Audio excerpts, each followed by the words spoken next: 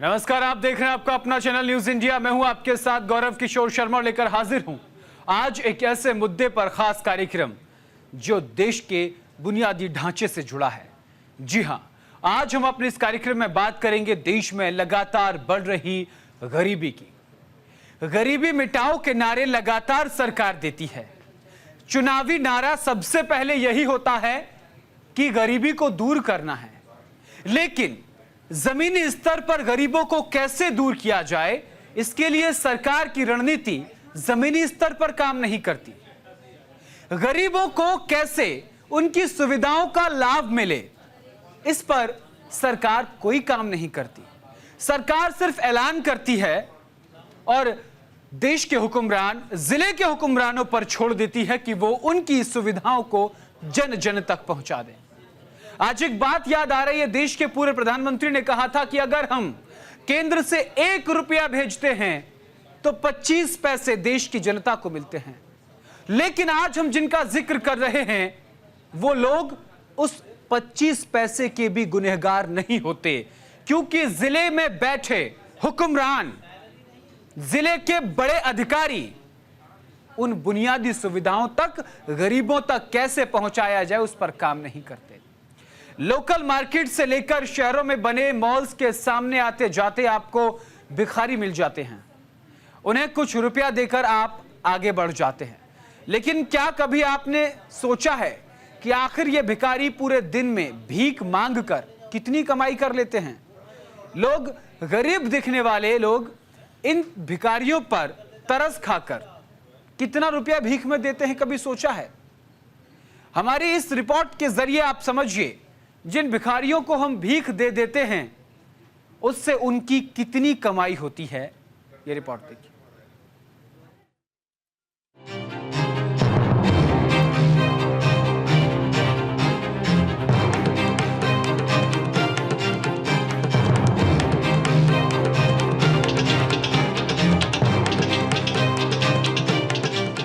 जब भी भिखारी का जिक्र होता है तो पहली पिक्चर दिमाग में बनती है वो ये कि किस्मत का मारा हुआ, गरीबी की मार झेलता हुआ एक व्यक्ति जिसके लिए पेट की भूख मिटाना भी मुश्किल है।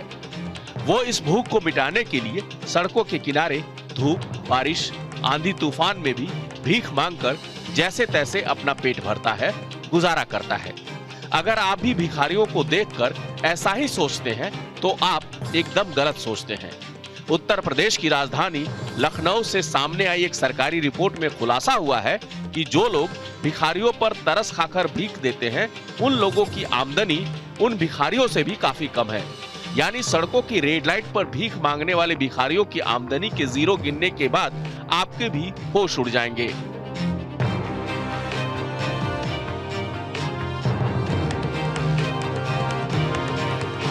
एक सर्वे में चौंकाने वाले तथ्य सामने आए हैं।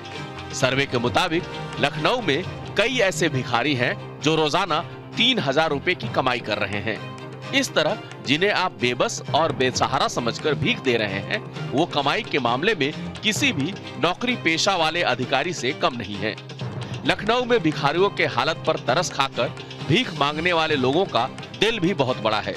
भले ही दिल्ली के लोगों को दिलवालों की दिल्ली का तमगा हासिल हो, लखनऊ की बात करें तो यहाँ लोग रोजाना 63 लाख रुपए भिखारियों को भीख में दे देते हैं। ये खुलासा एक सरकारी सर्वे में हुआ है। भिक्षावृत्ति में जो लिप्त व्यक्ति हैं उन्हें पहले समझाया जा रहा है कि आप जहाँ के हैं, आप जैसे बाराबंकी से आ रहे हैं, बहराइच से आ रहे हैं, लखीमपुर खेरी से आ रहे हैं, उनसे बोल रहा है कि पहले अपने गंतव्य स्थान पर पहुंचे। तो जो लोकल वाले हैं उनसे पूछ रहे हैं कि कब से आप काम कर रहे हैं, भिक्षावृत्ति आप कब से कर रहे हैं और ये क्यों कर रहे हैं आप। अगर उनके पास कोई वो है तो उनके सरकारी सुविधाओं से लाभान्वित किया जाए। जैसे राशन कार्ड नहीं मिल रहा तो उन्हें राशन कार्ड, पेंशन है तो पेंशन, विकलांग पेंशन है तो विकलांग, और बच्चे वगैरह हैं तो उन्हें पढ़ने के लिए शिक्षित किया जा रहा है कि आप उन बच्चों को पढ़ाएं। जनता होती है, कभी कभी क्या होता है, किसी को कम होता, किसी को ज़्यादा मिलता है। तो हर व्यक्ति अलग अलग प्रकार से है भिक्षावृत्ति में, कुछ जैसे कम मिलते हैं, किसी को ज़्यादा मिल रहा है, तो एवरेजन सबको मिलते हैं मतलब। और लखनऊ में ज़्यादातर भिक्षावृत्ति फैली हुई है। पहले के समय में भीख मांगना मजबूरी का काम माना जाता था, लेकिन आज भीख मांगना कुछ लोगों के लिए आय का मुख्य और आसान जरिया बन गया है। अक्सर आपने सुना होगा कि पैसा चल कर नहीं आता, उसके लिए मेहनत करनी पड़ती है। दिन रात एक करना पड़ता है। लेकिन ये लाइनें भिखारियों के लिए नहीं है। भिखारियों के पास पैसा खुद चलकर भी आता है और बिना किसी मेहनत के आता है। बस खुद को मजबूर, लाचार और किस्मत का मारा हुआ दिखाना होता है। ये दिखने में अगर कामयाब हो गए तो फिर पैसों को चलकर आने में देर नहीं लगती। लखनऊ में हाल ही में हुए सर्वे और भिखारियों पर चलाए गए अभियान के दौरान कुछ हैरान करने वाले आंकड़े सामने आए हैं, जिनसे साफ हो गया है कि भिखारियों की महीने की इनकम लाखों रुपए में है, या यूं कहें कि लाख से भी ज्यादा है। इस सर्वे से साफ हो गया है कि कुछ भिखारी एक महीने में लाखों रुपए तक की कमाई कर रहे हैं। लखनऊ नगर निगम और जिला नागरिक विकास अभिकरण ने स्थानीय स्वास्थ्य विभाग के साथ मिलकर लखनऊ में भिक्षावृत्ति में शामिल लोगों को मुख्य धारा में लाने के लिए अभियान चलाया। महिला विभाग में जो भी बाल श्रम का आयोग से मिलके उसको वहाँ से जितना मुक्त हो सकता होगा उतना मुक्त कराएंगे उसको। इस अभियान का मकसद भिखारियों को गरीबी से बाहर निकालने के लिए सरकारी योजनाओं का लाभ दिलाकर भिक्षावृत्ति से बचाना है। एक हफ्ते पहले डीएम साहब के आदेश से 5-6 विभाग मिलकर हम लोग सर्वे कर रहे हैं। हजरतगंज चौराहा और बर्लिंगटन, सिविल, सप्रू मार्ग, परिवर्तन चौक, इन जगहों पे जा रहे हैं जहाँ पे ये लोग बैठते थे या चौराहों पे खड़े होके भीख मांग रहे हैं। इनसे हम लोगों ने बात किया तो ये लोग जो अगल बगल से जैसे नगराम है, सीतापुर है, यहाँ से आते हैं। लगभग ज़्यादा मात्रा में यहाँ से आए, काफ़ी टाइम से कर रहे हैं और इनका एक आदत बन गई है कि इनको भीख मांगना है, शाम तक अपना इतना कर लेना है इनकम। हम लोग समझा रहे हैं, जो सरकार से योजनाओं के बारे में बता रहे हैं, जिस संबंधित को पेंशन नहीं है या अन्य योजनाओं का लाभ नहीं है, उनसे उनको फार्म भर रहे हैं उनका। और ये पूरा अपर नगर आयुक्त साहब को शाम को मीटिंग होती है, रिव्यू बैठक होती है, आरआर में वहाँ पे जाते हैं। तो अब इनको मोबिलाइज किया जा रहा है, कम हुए हैं एक हफ्तों में सर। सर्वे के दौरान अधिकारियों ने पाया कि जिन लोगों के घर प्रधानमंत्री आवास योजना से बने हैं, साथ ही बाकी योजनाओं का भी लाभ ले रहे हैं, इसके बावजूद ये लोग सड़कों पर भी भीख मांग रहे हैं। राहुल जी, आप बहुत समय से जो है फील्ड पे रहते हैं, अब तक क्या कोई डाटा ऐसा निकला है कि कितने लोग भिक्षावृत्ति में हैं सिर्फ लखनऊ में? सर 5 चौराहों पे चल रहा है इसका अभियान। हजरतगंज एरिया में मैं एक हफ्ते से लगभग कर रहा हूँ। तो इसमें हम लोगों के पास जो डेटा आया है, हम लोगों ने जो फॉर्म भरा है, पर डे पहले शुरुआत हुई थी सर 10 से, फिर 6, फिर 4, फिर 2 या 1, क्योंकि वही लोग रिपीट हो रहे हैं जिनका फॉर्म भरा जा चुका है। नए लोग मिल नहीं रहे हैं क्योंकि उनको पता चल गया है कि अभियान चल रहा है, तो अधिकतर लोग चले गए हैं और जो रेगुलर हैं लखनऊ के वो मिलते हैं, तो हम लोग उनको समझा रहे हैं। 5 चौराहों का डाटा है, अगर पूरे लखनऊ की बात करें तो एक आकलन अगर निकाला जाए तो कितने लोग भिक्षावृत्ति में लगभग होंगे? सर पूरे लखनऊ का डाटा अगर निकाला जाएगा, अगर ये पूरे लखनऊ में एक साथ अभियान चलेगा, 5 चौराहों की जहां तक बात है सर, तो इसमें रेगुलर शुरुआत हुई थी 10 से 15, तो आकलन यही है कि 30 से 40 पर डे मिल रहे थे शुरुआत में पूरा चौराहों का आकलन पे। लेकिन सर अभी पूरे लखनऊ में जब अभियान चलेगा तब पता चल पाएगा। तो ये राहुल थे, डूडा के अधिकारी हैं, और यही लक्ष्य है सरकार का कि पूरे प्रदेश से भिक्षावृत्ति को समाप्त किया जाए और जो लोग भिक्षावृत्ति कर रहे हैं उन्हें स्वरोजगार से जोड़ा जाए, उनके लिए जो सहायता है सरकार के द्वारा वो उन तक पहुंचाई जाए, और इसीलिए ये टीम यहाँ पर काम कर रही है। कैमरामैन हैराम के साथ नीरज मिश्रा, न्यूज़ इंडिया, लखनऊ। तो देखा आपने, जो आंकड़े सामने आए हैं ये चौंकाने वाले हैं। आखिर लोग भिखारी क्यों बनते हैं? आखिर अपनी जो परेशानी है वो लोगों के सामने क्यों दिखाते हैं? क्योंकि उनको उससे फायदा होता है। भारत भले ही बाकी मामलों में दुनिया से पीछे, भिखारियों की आमदनी के मामले में सबसे आगे है। भारत के पास दुनिया का सबसे अमीर भिखारी है। जी हाँ, ये भिखारी 2 करोड़ के कीमत वाले फ्लैट का मालिक है। दुकानों से भी करीब 30 से 40 हजार रुपए महीने का किराया मिलता है और बच्चे कॉन्वेंट स्कूल में पढ़ते हैं। अब सोचिए कि यह भिखारी एक दिन में कितने रुपया भीख मांग कर कमा लेता होगा। इसको जानने के लिए, समझने के लिए ये रिपोर्ट देखिए।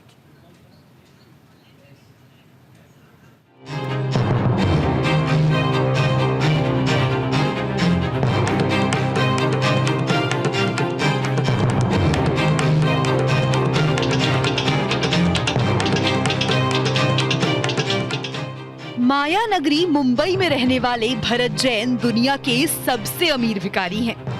एक अनुमान के मुताबिक इनकी संपत्ति करीब 8 करोड़ रुपए है। यही नहीं, इनके पास मुंबई में फ्लैट और दुकानें हैं। मुंबई में करीब 2 करोड़ रुपए की कीमत वाला डबल बेडरूम का फ्लैट है। इतना ही नहीं, मुंबई से सटे ठाणे में 2 दुकानें हैं जिनसे 30 से 40 हजार रुपए महीने की कमाई होती है। भरत जैन की एक महीने की इनकम करीब 80 हजार रुपए है, जो किसी साधारण नौकरी पेशा वाले आदमी के मुकाबले काफी ज्यादा है। वह दिन में 10 से 12 घंटे मुंबई में भीख मांगते हैं। इससे उन्हें रोजाना करीब 3000 रुपए की कमाई हो जाती है। उनके 2 बच्चे हैं जो कॉन्वेंट स्कूल में पढ़े हैं। एक रिपोर्ट के मुताबिक उन्होंने रकम का बड़ा हिस्सा कई जगह निवेश पर भी लगाया है। इससे भी उन्हें कमाई होती है। इतनी संपत्ति होने के बावजूद भी भरत छत्रपति शिवाजी टर्मिनल और आजाद मैदान में भीख मांगते हैं, जबकि वह परेल एरिया में रहते हैं।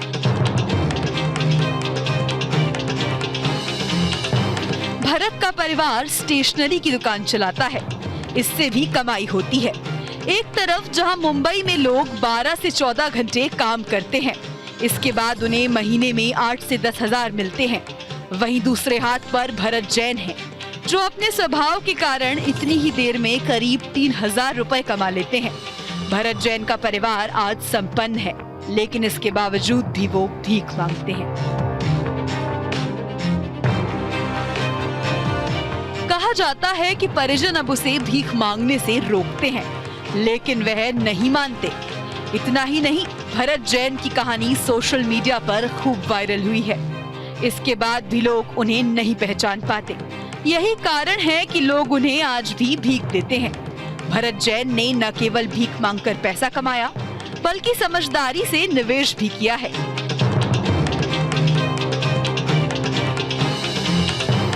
भरत जैन ने अपना जीवन आर्थिक संकट के बीच बिताया। पैसे की कमी के चलते पढ़ाई बीच में छोड़नी पड़ी। उसके बाद हालातों से जूझते हुए भरत जैन ने मुंबई की सड़कों पर लोगों के सामने हाथ फैलाना शुरू कर दिया। भीख मांगने का आइडिया भरत जैन को इतना भाया कि देखते ही देखते वह दुनिया का अमीर भिखारी बन गया। आज करीब 8 करोड़ की संपत्ति का मालिक है। छत्रपति शिवाजी टर्मिनल और आजाद मैदान जैसे स्थानों पर करीब 40 साल से भीख मांग रहा है।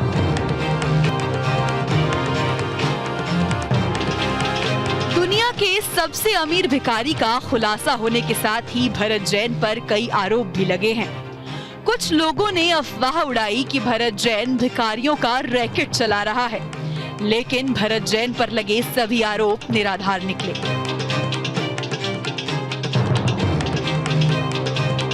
आज भरत जैन अपने पुराने धंधे में पूरी शिद्दत से जुटे हुए हैं।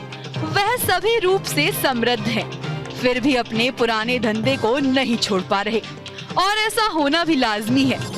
जिस धंधे के दम पर वह आज दुनिया का सबसे अमीर भिखारी बन गया, उसे यूं ही छोड़ना बेईमानी होगी।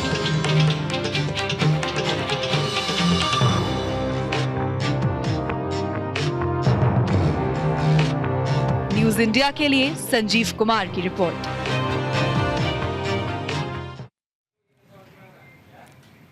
भारत में भले ही दुनिया का सबसे अमीर भिखारी रहता हो, लेकिन दुनिया के मुकाबले में भारत में भिखारियों की संख्या अच्छी खासी है।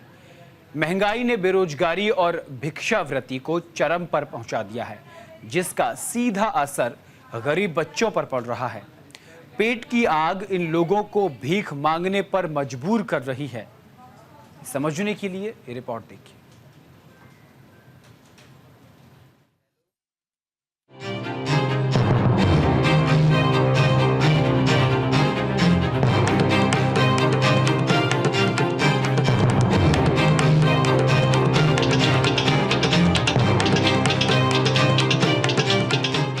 वैसे तो पूरे देश में भीख मांगकर अपनी गुजर बसर करने वाले लोग हैं। ऐसे भिखारियों की संख्या करीब 4 लाख है।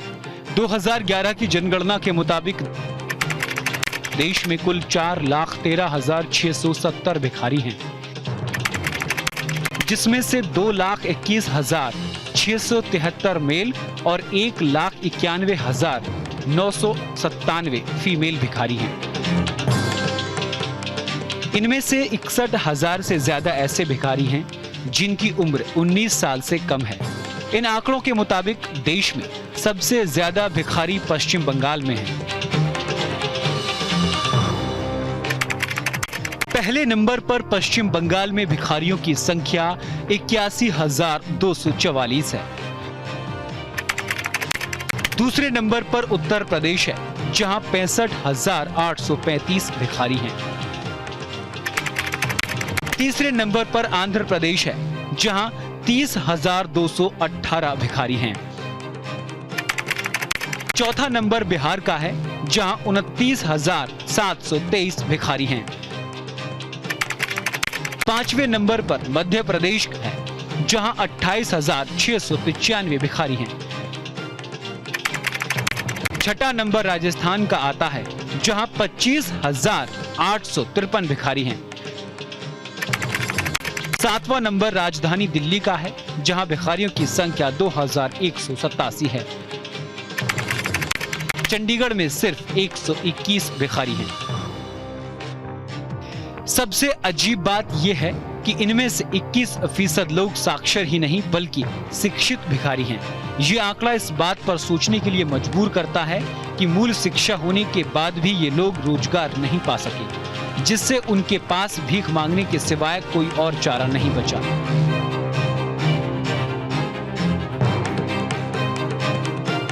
डिग्रीधारी को भीख मांगने पर मजबूर होना एक गंभीर संकेत है जो देश में रोजगार की खराब स्थिति की ओर इशारा करता है।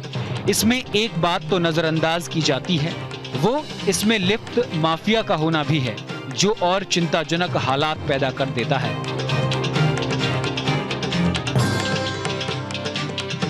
इन आंकड़ों के साथ ही एक आंकड़ा बेघर बच्चों का भी है। सरकार की माने तो देश भर में करीब 20,000 बच्चे भिक्षावृत्ति हैं। इनमें से 10,401 बच्चे अपने परिवार के साथ रहते हैं। 8,263 बच्चे ऐसे हैं जो दिन में बेघर रहते हैं और रात में पास की झुग्गी झोपड़ियों में चले जाते हैं, जबकि 882 बच्चे ऐसे हैं जो बिना किसी सहारे के रह रहे हैं। सरकार ने भले ही गरीबी के उन्मूलन के लिए योजनाएं चलाई हैं, लेकिन भीख मांगते हुए ये बच्चे सिर्फ और सिर्फ पेट की भूख मिटाना ही जानते हैं।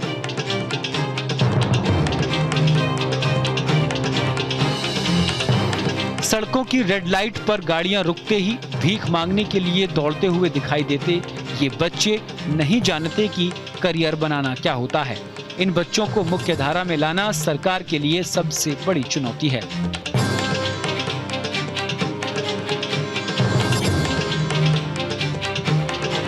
सरकार पेट की भूख मिटाने के लिए मुफ्त राशन दे रही है, शिक्षा के लिए सरकारी स्कूलों की व्यवस्था कर रही है, लेकिन बात यहीं खत्म नहीं हो जाती।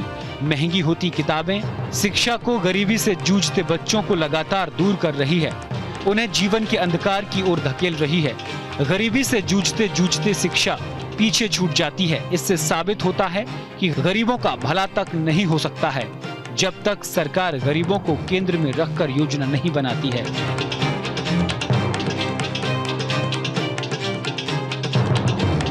चाहे सरकार गरीबों के भले के लिए कितनी भी योजनाएं धरातल पर उतार दे, लेकिन उनका लाभ तब तक नहीं मिल सकता है जब तक गरीबों के उन्मूलन के लिए जमीनी स्तर पर काम नहीं करती। देश में बढ़ती भिखारियों की संख्या इस ओर इशारा करती है।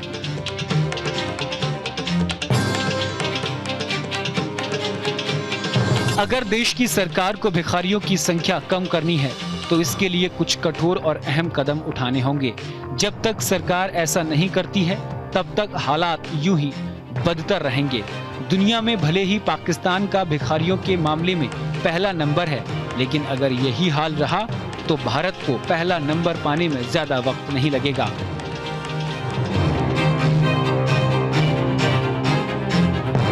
इसीलिए सरकार को इन मुद्दों पर गंभीरता से सोचना चाहिए। कहीं ऐसा ना हो कि आधुनिक भारत की चकाचौंध में देश की अर्थव्यवस्था में अहम रोल अदा करने वाले गरीब पीछे छूट जाएं। इसलिए इस पर समय रहते संज्ञान लेना जरूरी है, नहीं तो रेत की तरह वक्त को हाथ से निकलते देर नहीं लगेगी।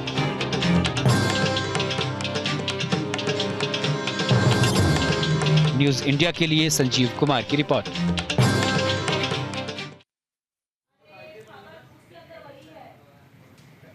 तो देखा आपने किस तरीके से गरीबी उन्मूलन पर काम करना कितना जरूरी है। पहले अपनी लाचारी दिखाते हैं, उसके बाद भीख मांगना शुरू करते हैं और उसके बाद भिखारियों की फहरिस्त में बड़े नाम भी देश में शामिल हो जाते हैं। फिलहाल के लिए मेरे साथ इस कार्यक्रम में इतना ही। देश और दुनिया की तमाम बड़ी और अहम खबरों के लिए देखते रहिए सिर्फ न्यूज़ इंडिया। नमस्कार।